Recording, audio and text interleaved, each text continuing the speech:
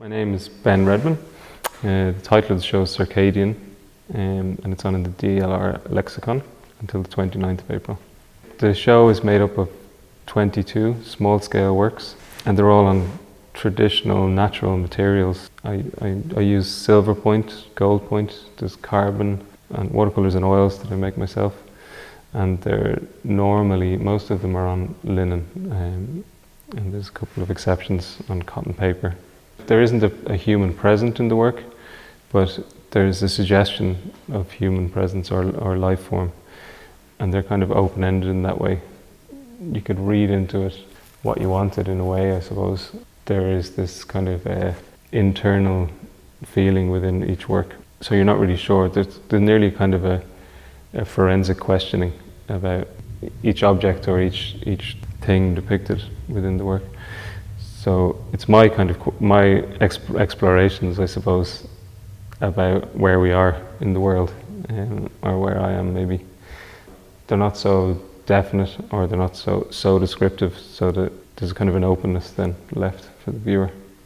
I mean, my own process is that I select images and I take photographs myself, or else I draw directly from something as a starting point.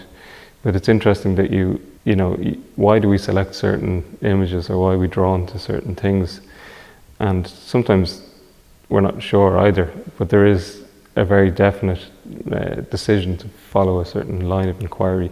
For myself, I have a starting point, and it could be from something that I've seen in a scientific journal, or it could be a photograph that I've taken myself, and I start to kind of investigate that with drawing, and I learn a lot about maybe myself and also the object from doing that process.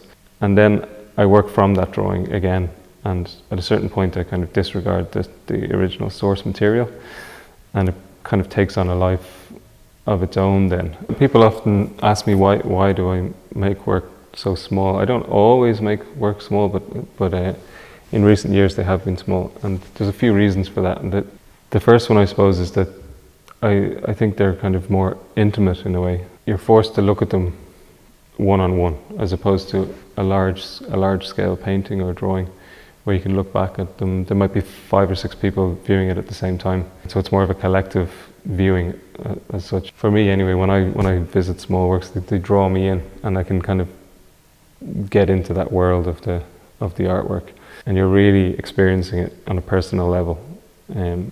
So that's interesting for me anyway. And then the other thing is that, and someone just said this to me the other day, I thought was interesting, is that he thought that they were quite forensic, that my approach to them was quite forensic, so that kind of fits with the scale of the works too, you know.